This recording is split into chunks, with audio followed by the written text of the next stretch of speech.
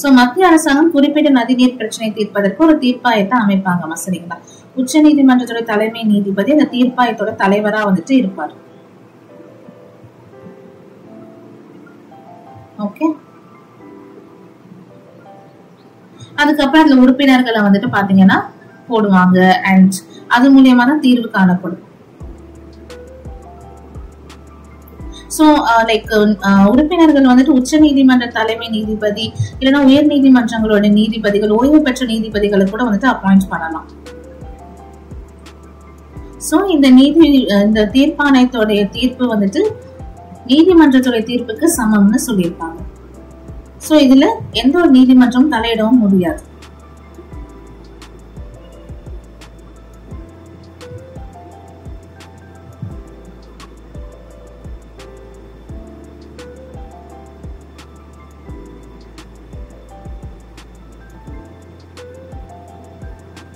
இந்திய கூட்டாட்சியில் பிரச்சனையும் தேவைகளும்.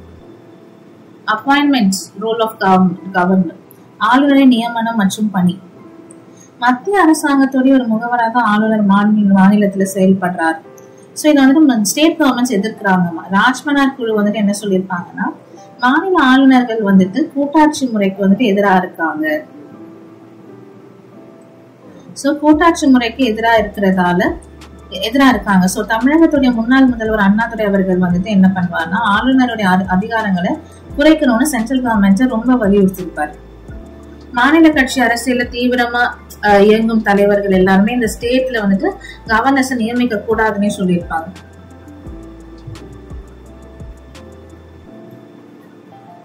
சோ இந்தியாவுடைய இண்டிபெண்டன்ஸ்க்கு பாடுபட்ட அறிஞர்களை நீங்க கவர்னர்ஸா வந்துட்டு நியமிக்கலாம்னு சொல்லியிருப்பாங்க.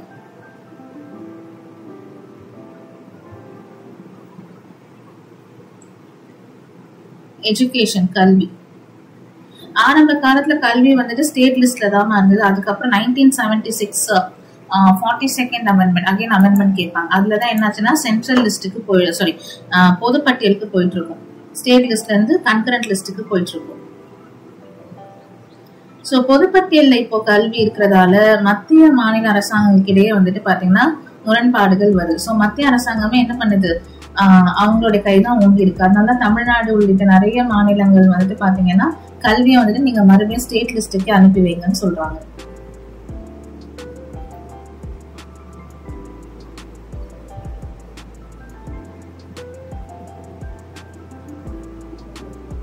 சோ சில பில்ஸ வந்துட்டு பிரசிடென்டோட ஒப்புதலுக்காக வந்துட்டு தேக்கி வைக்கிறது. ஸ்டேட்ல வந்துட்டு சில மசோதாக்கள் நிறைவேற்றப்பட்டு அது ஆளுநர் கிட்ட போய் சைன் ஆனதான் அது சட்டமா ஆகும் இல்லையா? சோ ஆளுநர் சில சமயம் என்ன பண்ணுவாருன்னா, பிரசிடென்டோட கவனத்திற்கு நான் கொண்டு செல்லணும்னு சொல்லிட்டு என்ன பண்ணுவாருன்னா அந்த மசோதாக்கள் எல்லாம் வந்துட்டு நிறுத்தி வச்சிருவாரு, தேக்கி வைக்கிறாரு. சோ அந்த மசோதாக்களை குடியரசுத் தலைவர் வந்துட்டு நிராகரிக்கலாம். ஓகேங்களா? அது மாதிரி என்ன வேணாலும் செய்யலாம். சோ இந்த மாதிரி சாதாரண ஆர்டினரி பில்ஸ்க்கெல்லாம் வந்துட்டு இந்த மாதிரி ஆளுநர் எப்படி தேக்கி வைக்க முடியும் அப்படின்றது வந்துட்டு மாநில அரசாங்கத்துக்கு இப்பவும் வந்துட்டு பாத்தீங்கன்னா ஒரு கடுப்பான விஷயமா தான் இருக்கு.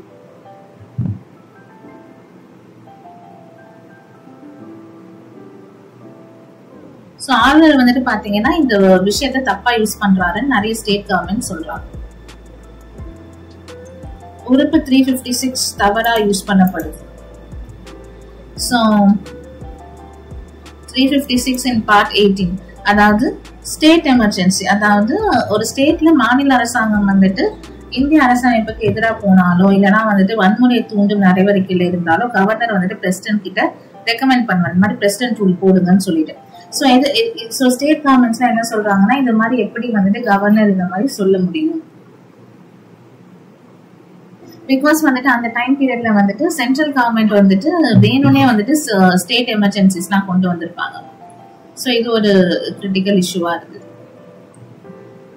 அனைத்து இந்திய பணிகள், ஆல் இந்தியா சர்வீசஸ் 312 படி. சோ இந்திய பணிகள் உருவாக்கப்படும். சரிங்களா? மத்திய அரசாங்கத்தால் தேர்வு செய்யப்படுகிற இந்திய பணிகள் உருவாக்கப்படும். மாநிலங்களுக்கும் மத்திய அரசால் இந்த அதிகாரிகள் வந்துட்டு அனுப்பி வைக்கப்படுவாங்க. சோ மாநில அரசாங்கங்கள் அனைத்து இந்திய பணி அதிகாரிகளை இடமாற்றம் செய்யலாம். ஆனா மத்திய அரசாங்கம் மட்டும்தான் வந்துட்டு அனைத்து ஆல் இந்தியா சர்வீசஸ் அதிகாரிகளை பதவியில இருந்து நீக்க முடியும். சரிங்களா? சோ இந்த அதிகாரிகள் சென்ட்ரல் கவர்மெண்ட் கட்டுப்பாட்டுல மட்டும்தான் இருப்பாங்க. சோ ராஜ்மனார் குழு, தமிழ்நாடு கவர்மெண்ட் ஸ்டார்ட் பண்ண ராஜ்மனார் குழு வந்துட்டு பாத்தீங்கன்னா இந்த ஆல் இந்தியா சர்வீசஸ் பணிகளை அகற்றணும்னு சொல்றாங்க. நிர்வாக சீர்திருத்த ஆணையம் 2 சீர்திருத்த குழுக்கள் ஆக்சுவலி இருந்திருக்குமா? ஓகேங்களா? ஃபர்ஸ்ட் 1966 மொரார்ஜி தேசாய் தலைமையிலையும் பின்னர் அனுமந்தையா தலைமையிலையும் உருவாக்கப்பட்டது. 20 அறிக்கைகள் வழங்கி இருப்பாங்க. ஓகேங்களா? மத்திய மாநில அரசுகளை வந்துட்டு இதெல்லாம் இம்பார்ட்டன்ட், அவங்களோட ரிலேஷன்ஸ் வந்துட்டு மேம்படுத்துறதுக்கு. செகண்ட் ஒன் வந்து 2005 வீரப்ப மொய்லி அவர்களுடைய சேர்மன்ஷிப். லேட்டா ராமச்சந்திரன் தலைவரா இருந்திருப்பாரு. இந்த இயர்ஸ் படிச்சுக்கோங்கம்மா. Next Rajamannar commission. So Tamil Nadu அரசாங்கம் உருவாக்குனது தான் மத்திய மாநில உறவுகளை ஆய்வு செய்யறதுக்காக முன்னாள் நீதிபதி ராஜ்மனார் அவர்கள் அண்ட் லக்ஷ்மண சுவாமி அதோட மெம்பர் அண்ட் சந்திர ரெட்டி அவர்களும் வந்துட்டு மெம்பரா இருந்தாரு. ஸோ 1971 ரிப்போர்ட் சப்மிட் பண்ணிருப்பாங்க. அவங்க என்ன சொல்லியிருப்பாங்கன்றத பார்த்துடலாம்.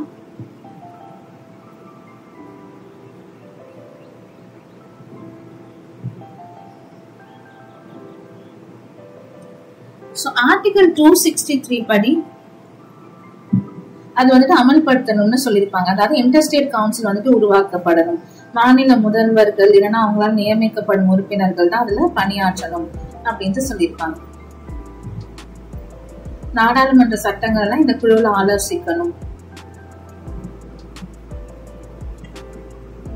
நெக்ஸ்ட் 256, 257 இதெல்லாம் நீக்குங்கன்னு சொல்லியிருப்பாங்க. பிகாஸ் இதெல்லாம் ஸ்டேட் எமர்ஜென்சிஸ், ஸ்டேட்ல போடப்பட்ட பிரசிடென்ட் ரூல். இதெல்லாம் வந்துட்டு மத்திய அரசாங்கம் நீங்க வந்துட்டு உங்க வலிமையை காட்டணும் அப்படின்றதுக்காக ஸ்டேட் கவர்மெண்ட்ஸ் மேல திணிக்காதீங்கன்னு சொல்லியிருப்பாங்க.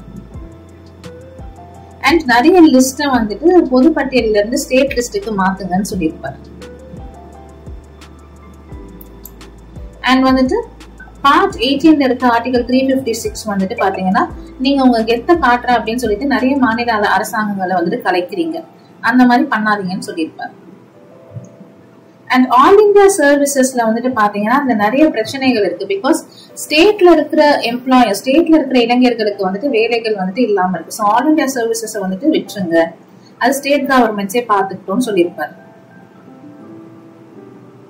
அண்ட் நிதி ஆதாரங்கள்ல மத்திய அரசாங்கம் கிட்ட இருந்து மாநில அரசாங்கத்துக்கு அதிக அளவு மாற்றி தரணும்னு சொல்லியிருப்பாரு. பிகாஸ் எல்லா விஷயத்துக்குமே வந்துட்டு பாத்தீங்கன்னா சென்ட்ரல் கவர்மெண்ட் வந்துட்டு கையேந்தி நிக்கிற சூழ்நிலையை வந்துட்டு கொண்டு வராதீங்கன்னு சொல்லியிருப்பாரு. Next Sarkaria commission. இது சென்ட்ரல் கவர்மெண்ட் ஸ்டார்ட் பண்ணது 1983. Member Sivaraman and Singh. ஓகேங்களா? ஸோ இவங்க ரெக்கமெண்டேஷன்ஸ் வந்துட்டு இன்டர்ஸ்டேட் கவுன்சில் எல்லாருமே சொல்லியிருப்பாங்கம்மா, மாநிலங்களுக்கு இடையான குழுவை வந்துட்டு ஃபார்ம் பண்ணுங்க. ஆர்டிகல் 356 இவ்வளவு சொல்லியிருப்பாரு. நிறைய ஸ்டேட்ஸ்ல நீங்க வந்துட்டு பிரசிடென்ட் ரூல் கொண்டு வந்து அந்த மாநில ஆட்சியை கலைக்கிறீங்க, அப்படி பண்ணாதீங்க. ஸோ கவர்னர் அப்படின்றவங்க நீங்க அப்பாயிண்ட் பண்றீங்கன்னா ஒரு ஸ்டேட்ல அந்த ஸ்டேட்டோட சிஎம் கிட்ட டிஸ்கஸ் பண்ணுங்க, இவர் அப்பாயிண்ட் பண்ணலாமா வேண்டாமா. அண்ட் வந்துட்டு நல்ல எமினன்ட் பர்சன்ஸ் கவர்னர்ஸா நீங்க அப்பாயிண்ட் பண்ணுங்கன்னு சொல்லியிருப்பாரு. இதுதான் மும்மொழி கொள்கையை அமல்படுத்தணும்னு சொல்லியிருப்பாரு. அது நாடு முழுக்க வந்துட்டு பாத்தீங்கன்னா எதிர்வலைகளை உண்டாக்கி. Next Punji commission 2007. So Madan மோகன் புஞ்சி அவர்கள் தலைமையில ஸ்டார்ட் ஆச்சு. 2010 ரிப்போர்ட் கொடுத்தாங்க. ஸோ இவரும் என்ன சொல்லியிருப்பாருன்னா இந்த மாதிரி கவர்னர்ஸை வந்துட்டு ஃபிக்ஸ்டு டென்யூர்ல அப்பாயிண்ட் பண்ணுங்க, நல்ல எமினன்ட் பர்சன்ஸ் கவர்னர் அப்பாயிண்ட் பண்ணுங்க, அடிக்கடி வந்துட்டு ஸ்டேட் எமர்ஜென்சி போடாதீங்க, ஒவ்வொரு மாநிலத்திலயும் பிரசிடென்ட் ரூல் அடிக்கடி கொண்டு வராதீங்க, மாநில அரசாங்கங்களை கலைக்காதீங்க அப்படின்னு வந்துட்டு இவரும் இவருடைய ரெக்கமெண்டேஷன்ஸ் சொல்லியிருப்பார். வெங்கடச்செல்லையாக்கம் இந்த ஒரு பாயிண்ட் பாத்துக்கோங்க. ஆர்டிகல் 356 அப்படின்றது dead letter to the constitution Ambedkar அவர்கள் சொல்லியிருப்பார். வெங்கடச்செல்லையா கமிஷன் பேர் வந்துட்டு national commission to review the working of constitution. So Atal Bihari Vajpayee set up another Feb 22, 2000.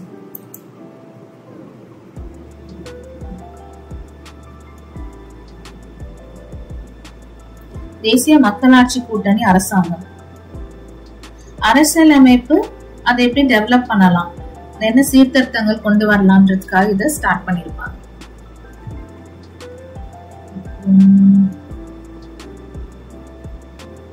இது எல்லாமே ஆர்டிகல் 356 பத்தி தான் சொல்லியிருக்காங்க. ஜஸ்ட் படிச்சுக்கோங்க. இன்னும் இம்பார்ட்டண்டா சொல்லணும்னு நினைச்சேன். சோ காவேரி டிஸ்பியூட் பத்தி வந்துட்டு ஒன்ஸ் ஷார்ட் சொல்லிடுறேன்.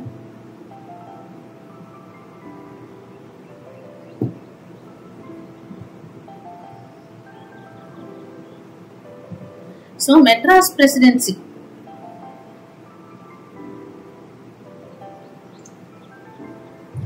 மெட்ராஸ் மாகாணமும் மைசூர் அரசும் 1924 ஆண்டு வந்துட்டு காவேரி நதி நீரை வந்துட்டு பயன்படுத்துறதுக்கு ஒரு அக்ரிமெண்ட் போட்டுக்கிட்டாங்க. அதாவது ஒரு ஒப்பந்தம் வந்துட்டு போட்டுக்கிட்டாங்க. ஓகேங்களா? சோ 50 ஆண்டுகள் கழித்து 1974 இந்த ஒப்பந்தம் வந்துட்டு காலாவதி ஆகுது. சோ அப்போ சம்பந்தப்பட்ட மாநிலங்கள் எல்லாமே வந்துட்டு பேச்சுவார்த்தைகள் நடத்துறாங்க. ஆனா வந்துட்டு எந்த ஒரு தீர்வும் வந்துட்டு வரல. சோ நதிநீர் சிக்கல்கள் சட்டம் 1956 படி காவேரி நதிநீர் நடுவர் மன்றம் 1991 மத்திய அரசால அமைக்கப்பட்டுருச்சு. சோ நடுவர் மன்றம் தீர்ப்பு வந்துட்டு 2007 வெளியிடப்பட்டுச்சு. ஒவ்வொரு மந்த்தும் கர்நாடகா விலிகுண்டுல இருந்து அந்த எல்லை பகுதிகளில இருந்து தமிழ்நாட்டிற்கு குறிப்பிட்ட அளவு நீரை வந்துட்டு வழங்கணும்னு சொன்னாங்க. அண்ட் சம்பந்தப்பட்ட மாநிலங்களுக்கு தண்ணீரை வந்துட்டு குறிப்பிட்ட அளவுல நடுவர் மன்றம் பங்கீடு செஞ்சாங்க.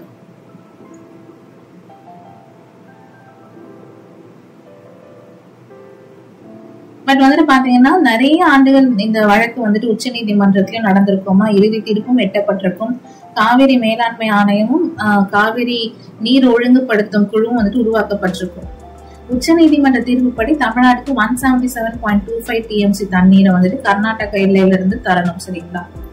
சோ மொத்த காவிரி நீர்ல இருந்து தமிழ்நாட்டுக்கு 404.25 TMC வந்துட்டு வரணும் அப்படின்ட்டு அவங்க தீர்ப்புல சொல்லியிருப்பாங்க. பட் இது இன்னும் இழுப்பிரியில தான் இருக்கு. அப்புறம் கேரளாக்கு எவ்வளவு அந்த மாதிரி சொல்லியிருப்பாங்க, புதுச்சேரிக்கு எவ்வளோன்ட்டு. ஓகேவா? இதுல நிறைய ஆர்டிகல்ஸ் இருக்குமா. அந்த ஆர்டிகல்ஸ், அந்த கேஸ் விஷயங்கள் இதெல்லாம் வந்துட்டு நீங்க கரெக்டா பாத்துக்கணும். ஓகே, இப்போ क्वेश्चंस போலாமா?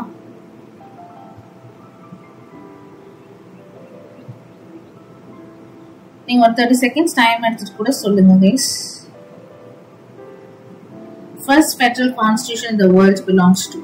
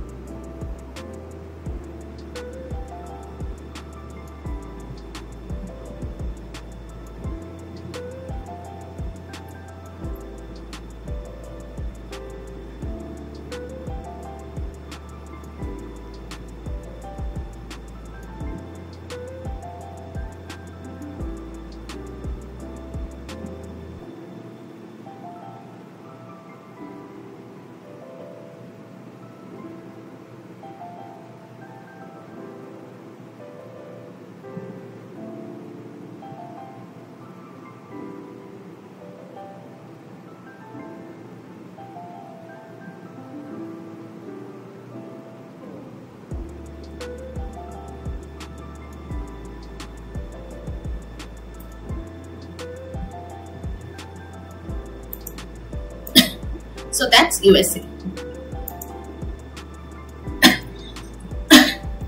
India federalization was demanded in India for the first time by யாருமா டிமாண்ட் பண்ணா?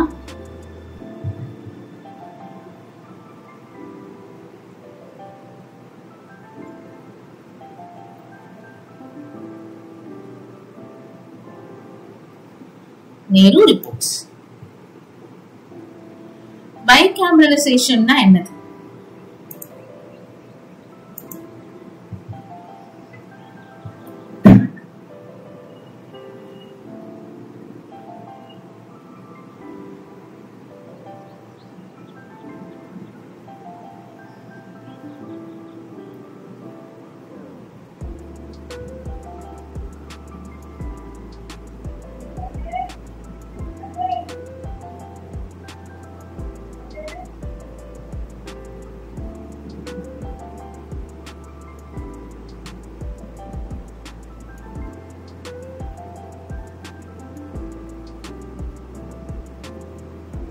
ஸோ பைகேமரல்னா 2 houses இருக்கு. Important feature of federal constitution எதுமா?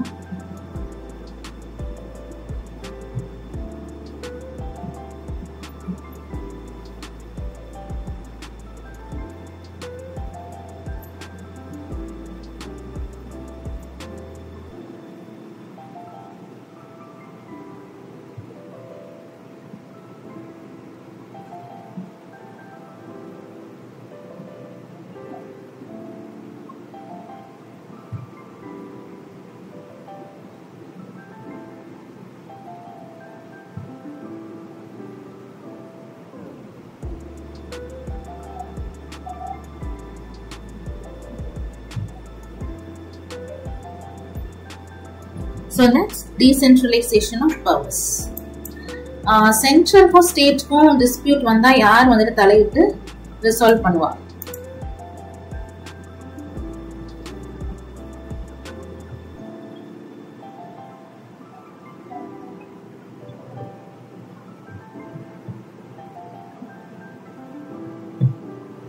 Supreme Court.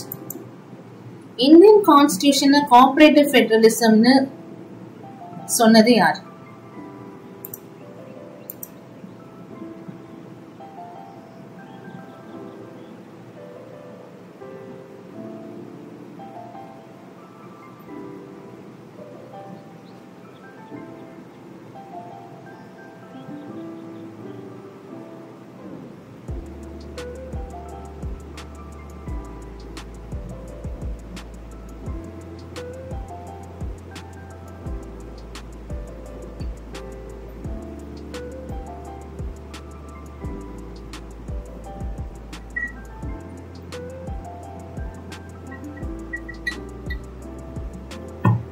Granville Austin. Article 262 எதமா சொல்லுது?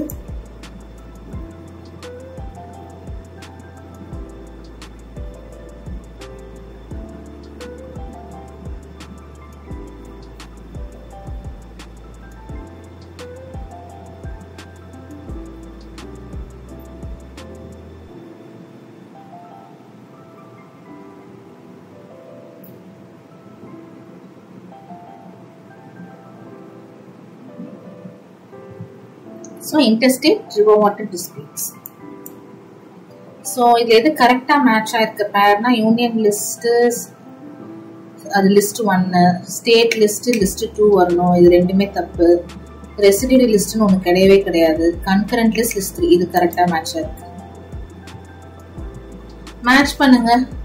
சர்க்காரியா வந்துட்டு யூனியன் கவர்மெண்ட், ராஜ்மன்னர்ன்றது நம்ம தமிழ்நாடு கவர்மெண்ட் ஃபார்ம் பண்ணது. இது அக்குதிதால் பொம்மை ஜட்ஜ்மெண்ட் சுப்ரீம் கோர்ட். ஓகேவா? ஆல் இந்தியா சர்வீசஸ் வந்துட்டு நீக்கணும்னு சொன்ன கமிஷன் இது.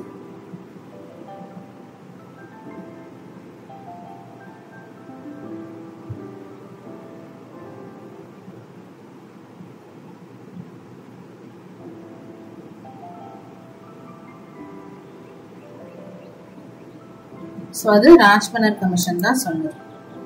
இது மேட்ச் பண்ணுங்க. First administrative reforms commission Morarji Desai. So இது பியா. செகண்ட் வந்துட்டு வீரப்ப மொய்லி பிஏ. இது பிஏ வருது தான்.